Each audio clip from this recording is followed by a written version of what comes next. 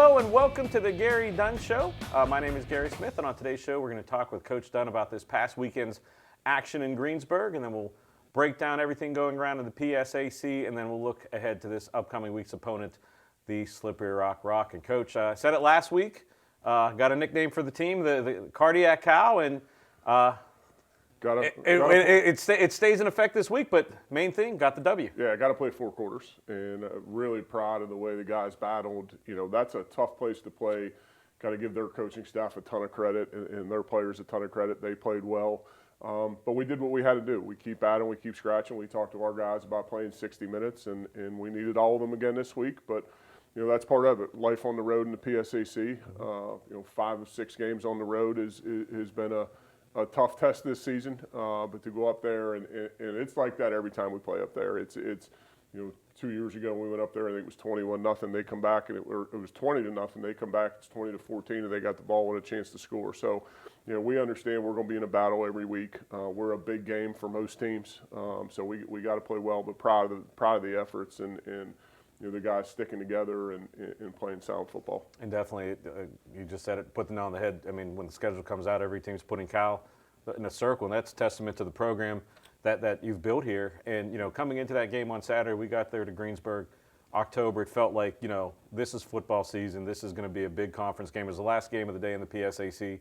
you just had that feeling that it was going to be a back-and-forth game. And like you said, it's, for whatever reason, you know, the games in Greensburg are always tough.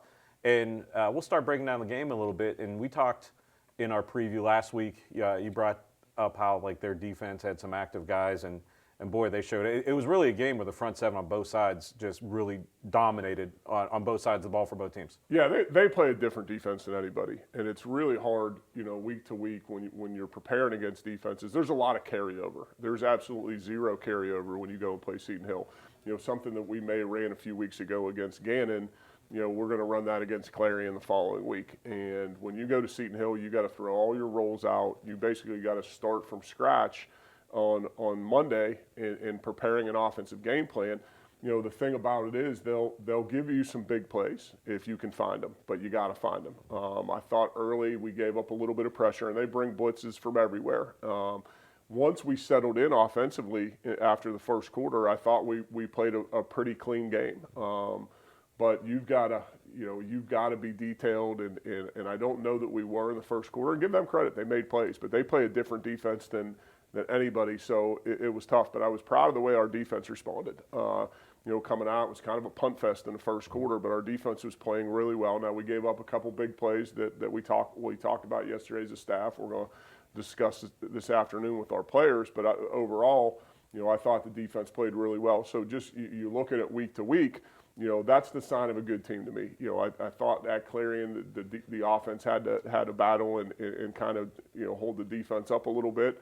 And I told them last week, you know, there's going to be a game where our defense is going to have to shine and make plays until our offense gets going, and that was this week. So really proud of the way our defense came back and played. And one of the things we've talked about the last couple of years on the show is the fact that, I mean, I think you and your staff do a great job of adjusting during the game. And like you said, on both sides of the ball, you know, things were, you know, it was a back-and-forth game, but you could tell during the game the adjustments you were making offensively that led, and we'll talk about a little bit more, but towards the end of the first half started getting a foothold, and then second half you could see things happening. Same thing on defense. Gave up a couple plays, made some adjustments, and then, you know, the second half, even though it came down to the wire, a little foreshadowing, as a fan, kind of felt that we were in control, even though maybe not on the scoreboard, but just seeing what you're seeing, how things have been adjusted and that kind of thing. I thought it was a really good job by your coaching staff. I'll start on the offense. I thought they broke some tendencies. You know, some of the things that we had planned to do, they had changed up how they were going to defend it.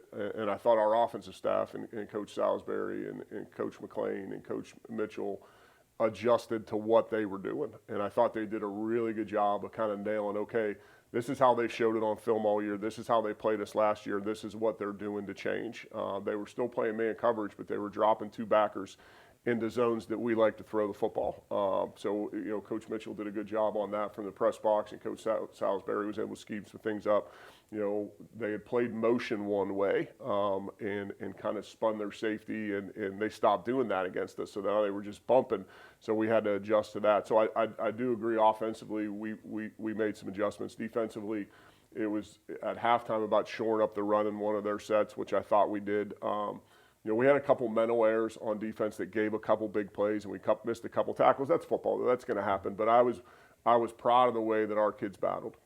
Well, going into the actual nuts and bolts of the game, first quarter, like you said, punt fest, defense, both teams really just, it was a slobber knocker kind of game. End of the first half, your team's driving. They give you 30 minutes a half for a reason, and your team took all 30 minutes. Just a heck of a play with 9 seconds left to go to get a touchdown. Well, back up a little bit. That drive was really good. Again, Yep. Your team is really good about taking that last possession, at least at the very least trying to get that last possession. And if you score or don't score, there's not going to be another possession for the other team. But this time there was triple zeros on the clock when the touchdown Not happened. the way you draw that one up. We had called a play that we worked first man coverage. In that situation, we expected them to be in man coverage, and tip your hat to Seton Hill's defensive coordinator. They played zone, so we got off schedule. And, we got to do a better job of coaching it and teaching situational football. I'm not happy that we threw. I'm happy that we threw a touchdown pass with 0 seconds left. But there, we got to be smart and get rid of the football and at least send Anthony out there and take a field goal because it could have ended bad where we don't score and now we're out of time. So we got to play that a little bit better. But that was a good drive. So we go into the half up 14-7, and never felt like the entire game. We never lost the lead, which was good. They tied it a couple times and give their guys credit for responding, but it was never panic mode on our sideline. It was like, all right, let's get to the next drive, let's get to the next play. We're going to make a play. So we go up 14-7 at halftime. And then you come out of the second half, and again, same thing. Both teams going back and forth, but we always talk about offense and defense. But there was a play in the game, special teams. You guys were backed up a little bit, and Clayton Rosenstiel just hit a punt that flipped the field position, and I think flipped momentum right there. Yeah, Clayton did an unbelievable job. Averaged over 48 yards a kick, flipped the field, kicked it out of his own end zone a couple times to flip the field. I thought our cover team covered really well.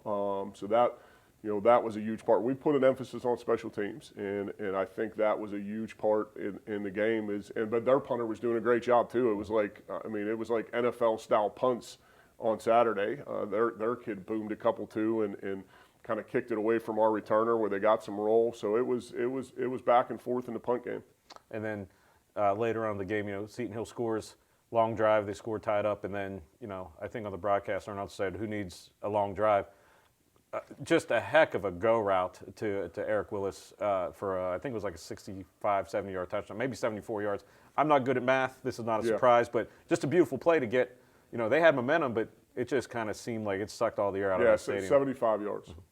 It was but that's that defense. You're going to be able to make some big plays on. I thought we left a couple out there, but Eric got behind the corner, and when you're playing one high and blitzing and playing man coverage, then you got to rely on your corner to cover those guys. And Eric, got off the ball really well, got a clean release, and Davis put the ball right on the money. It was actually, in my opinion, defensive holding that they didn't call. I'm wondering sometimes if we don't catch that, does the flag come out late? Sometimes they'll do that, but man, that was a big boost for us, and now we're up 21-14. And then we move into the fourth quarter. Again, close game.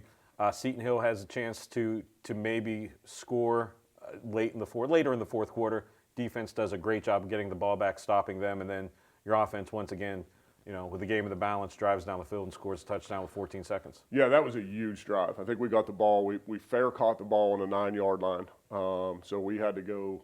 Well, my math isn't great either. 91 yards. 91.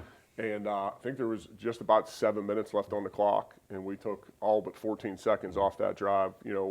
We converted a big third down to DeMont Martin. Davis put the ball right on the money. DeMont ran a great route. We got the run game going a little bit with some of the adjustments that we had talked about earlier. So we get down in the red zone, and me and Coach Salisbury are on the headsets talking. He says, "Where do I need to get?" And we were at a 47-yard field goal, and I feel good with Anthony at 47. I said, "We're in field goal range right now." I said, "But I would like to make it a little closer." So we ran the ball, got some positive yards. I think we ran it again. We quarterback sneaked for a first down, and we got down to the 20-yard line. And I said, all right, I feel good about this. So they were calling their timeouts to obviously try and get the ball back. If we do kick a field goal, they were calling their timeouts to obviously have time. So we lined up in a formation that we hadn't been in most, and we may have ran it one time the entire day. It was one of the adjustments that Coach McLean and Coach Salisbury had talked about.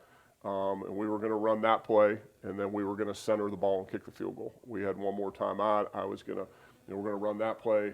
We had 2 timeouts at the time. We're going to run this play. I'm going to call timeout. We're going to run another play to center the football, and we're going to call another timeout. And our offensive line did a great job. Bobby Boyd made the right read, pressed it the right way. But the most important thing on that was our receivers, all 3 of them. We were in a tight end trip set. All 3 of them were blocking their butts off, and that's how Bobby sprung out the back door for the touchdown. I was going to say, the angle we were at in the press box, you could see that whole play open up, and I mean, you could have probably driven one of your the team buses through it, and Bobby Boyd just, once he has that little bit of space, you're not going to catch him. I tell you, it was just good execution by the whole offense, and that defense. That's what that defense does to you. You get a guy to make a breakdown here. You get a guy to make a mistake here. We gave up a sack earlier in the game because we had a protection breakdown, but that's what that defense does. You put so much stress on you. I didn't think Davis played well early because of the defense. It's just stressful. He had 1 interception, and I promise you he'd love to have it back because he knows he shouldn't have done it. But that's, give Seton Hill credit. But I thought our defense really hung in there and played well and gave us an opportunity to win that game. Well, that's enough talking about it. Let's take a look back at the highlights from this past weekend's action. And after the break, we'll break down this upcoming week's opponent, the Slippery Rock Rock. You're watching the Gary Dunn Show right here on CUTV.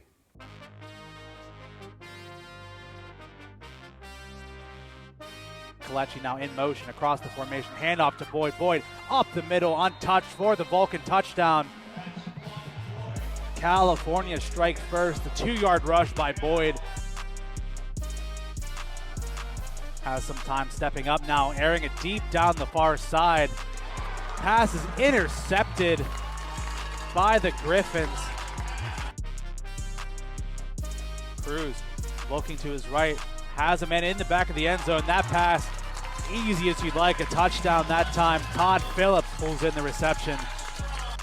Black takes the snap, has some time. Black needs to get rid of it here. 5 seconds, Black has a man in the pass, is caught for the touchdown. Eric Willis.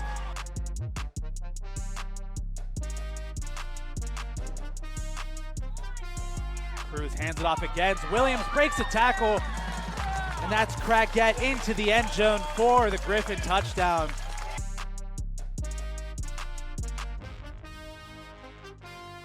Black hit as he's thrown, but he's airing it deep down the field. Has a man pulled in by Willis, and Willis is off to the races, and Willis will make his way into the end zone for the Vulcan touchdown.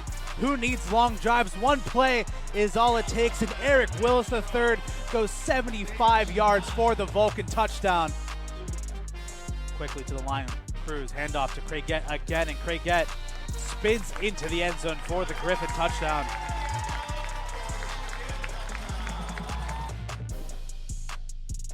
Boyd able to break free, and Boyd bouncing it to the outside, and Bobby Boyd into the end zone for the Vulcan touchdown. Unfiltered, untouched, 23 yards into the end zone for the Vulcan touchdown.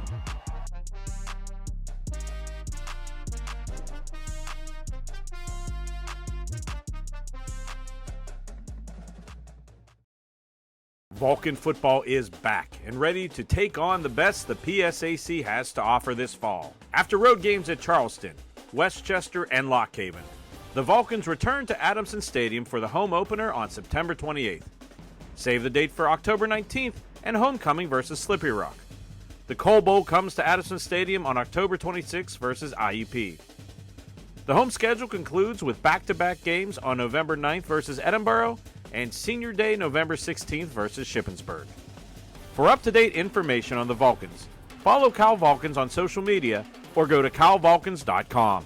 For live games and highlights, go to CUTV Sports 1 on YouTube or the PSAC Digital Network.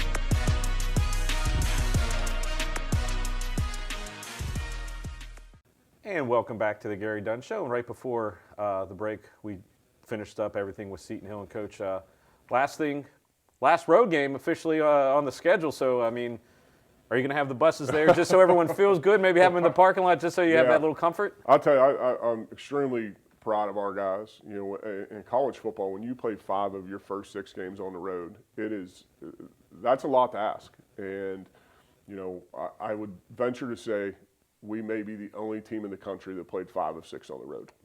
I would like maybe one of the guys back there can do a fact check on me, but you know, the way our guys have battled, the way they've handled the travel, the way they've been detailed is a testament to our guys, because it's not easy to play 5 of 6 on the road. So extremely excited to be at home this weekend. And home for the rest of the season. But we'll talk about that in a second. But let's take a second and put a bow on this past week's action in the PSAC. The scoreboard first, of course, California 28, Seton Hill 21. Kutztown beating Lock Haven 24-0.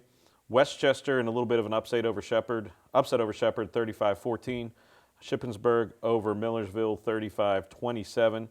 Slippery Rock over Gannon on Slippery Rock's homecoming 35-17. Edinburgh beating IUP in a late second game action 27-23, and East Stroudsburg defeating Bloomsburg 31-30. And Coach, now we have to kind of take a look at the standings. In the PSAC West, we're at that time of the year, Cal and Slippery Rock 3-0. We're going to break that down. And then over in the East, Kutztown's 3-0, and then East Stroudsburg and Shepherd are 2-1, along with Westchester 2-1. So as every year happens, everything gets close towards this time of year, top of the standings. We're getting to that time of year where everything's important all the time, but you know, every game is magnified. This upcoming week's game magnified 1,000,000%. It's the game on the schedule. It's Slippery Rock.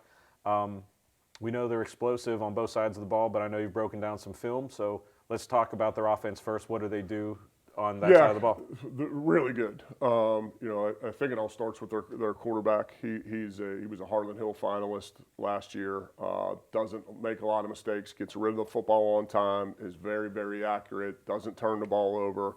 Kind of does a really good job of leading them and being the guy. They've got 2 really, really talented, explosive running backs. Probably different than the running backs we've seen the last couple of weeks. They're more of scat, fast. They'll run with power, but they're not as big as the kid from Seton Hill last week.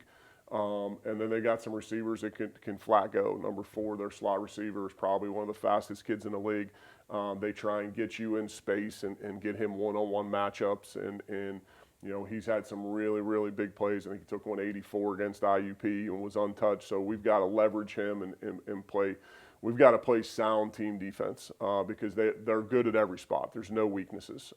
So it's got to be good, sound team defense. We've got to run to the football, and we've got to eliminate our mental mistakes. I think that's going to be the key today when I talk to the team is okay, look at these plays we gave up from Seton Hill, and look why we gave them up. You know, we've got to tackle. They're good when they get you in space, and if you miss tackles, they got guys that can go the distance. Well, let's take a look at the other side of the ball. We know defensively, you know, if you're undefeated at this point of the year, you've got a solid defense. But scheme-wise, what do they do? Giving up 16 points a game. Really good up front. They've got a really good front 4. They've got a transfer defensive end that's a really good pass rusher. They've got probably the premier defensive tackle in the league. Their linebackers can run, and then on the back end they play man coverage, and they basically say, okay, this is how we're going to line up. They will sprinkle in some zone, but predominantly man coverage. But they're really good up front, so we're going to have to be sound up front. We're going to have to be physical up front because everything starts with their D-line. We talked a little bit a few weeks ago about your scout team, but how important is scout team this week, knowing you're going against a team, you know, they're number 6 in the country, probably going to go up a little bit, but you know they're good. But how important is it for the scout team to be able to prepare your ones on both sides of the ball? Really happy with the way those guys are working and battling and enjoying football. You know, it's hard to show up to work every day. You know, I said this last year, not get a paycheck because they don't get to play a lot on Saturdays or at all, but they show up to work every day. So that'll be a big part, and we've got to have a great week of preparation. But you know, the thing about it is this is the next game on the schedule, and we're not going to make it any bigger than it is. It's just as important as the last one and just as important as the next one. We just got to go play football. A 1-game schedule, and it's pretty much a one-game schedule from here on out. I would guess the whole season is a one-game schedule. One game. But also this week is homecoming, so we come home, and it's a true homecoming since we've been on the road. So Yeah. I'll run down the schedule, and I'll give you a second to think about your favorite homecoming memory as a player and a coach. But you got a few seconds. We'll run down the schedule here in the PSAC West and the PSAC East, all the PSAC. Of course, California Slippery Rock, that's 3 o'clock at Adamson Stadium. Millersville and Shepherd at noon. Edinburgh, Clarion at noon. Kutztown and Shippensburg at 1. Seton Hill and IEP at 2 o'clock. Lock Haven and Bloomsburg at 6. And then Westchester and East Stroudsburg at 6:05. And for some reason you can't be there, CUTV will have you covered on CUTV Sports 1 and the PSAC Digital Network. But, Coach, as I said, former player, longtime coach here. What's a memory you can tell on camera from either your playing day or your coaching day about homecoming? Unfortunately, I don't remember a lot from my playing days. That was so long ago. It's just the alumni coming back, and I've really enjoyed being back at California and having the alumni back, especially the guys, all the alumni, but the guys that I played with come back for homecoming. You've got Jerry Schneider, who was a career military guy that you hadn't seen in years, that's now back involved in our program. Scott Aquilina comes from New York every year. Jason LaMartina has been up here the last couple of years from Florida. Just to get the alumni back is really special, especially guys that I played with. Now, we are honoring the 84 team. This is the 40th anniversary of the 84 championship team. That's why I wore the throwback. I was going to say, throwback script. Cal, we've got a function planned for them over the weekend, and excited. I know a lot of those guys. Some of them I haven't met yet, so excited to meet those guys. I think we're going to have a great crowd at Adamson. I know Slippery Rock always travels well, but to honor the 84 team, Coach Petrucci, who was my college coach, will be back. So I invited him to practice. So any alumni that are out there watching, we're going to practice at 4 o'clock on Friday. You're more than welcome to come watch practice. We've got some events planned for the 84 team. So really just excited about homecoming, but it's about the alumni coming back, and I love that they're involved with our program. Our alumni gives us tremendous support from, the night before the spring game, we always have a reunion, to our touchdown club, to our golf outing. You talk about the best alumni in the PSAC, man. Every time I call those guys, they show up for us. And I think it's special for me being a former player. I know I've coached at some other places, and you didn't feel affiliated with the alumni. You were always around them, and but to be an alumni myself, to welcome all these guys back. We had two of the great tight ends in Cal U history were at Seton Hill. Michael DiMichela and Terry O'Shea were at Seton Hill. Scott Munchinski, a guy that I played, was an offensive tackle. We came in together, was at Seton Hill. So just to have the alumni support's phenomenal, and I can't thank those guys enough. Well, that's a good point about the support on the road, because obviously homecoming people are coming back, but this is week after week, you say, and on the road. I mean, we joke about a little bit, when you're across the state, who's coming in, but that's a sign of a good program, and just the fact that people love coming back and being attached. Yeah, and like I said, me being an alumni probably means a little more to me. But I think we're gonna have a great crowd. A lot of my guys have already reached out and are coming. The 84 team, we're gonna have most of those guys back. We'll have guys from the 50s, 60s, 70s. It's going to be a special day at Adamson Stadium. I'm looking forward to it. So make sure you go to the parade early and then come up and tailgate. With the amount of you might have 4 or 5 tents. I know your tent is the football tent, and everything's always bumping. Might have 2 or 3 tents. Yeah. So there's B Graphics is sponsoring a tailgate up there this weekend, which is nice of them to do. We need the students though. That's when you talk about homecoming, and it's really for the alumni and the students. It's a great week to celebrate the Vulcans, but it's also come out and support us, come up and tailgate. I know the fraternities and sororities will be there. I know the other sports teams that aren't on the road are going to be there. So it's going to be a good day, and we've got to show up and play a good football game. And let's make it a special day for Vulcan Nation. 3 o'clock Saturday at Adamson Stadium, homecoming versus Slippery Rock. That's all there's left to say for homecoming week. For Coach Dunn, I'm Gary Smith. You're watching the Gary Dunn Show right here on CUTV.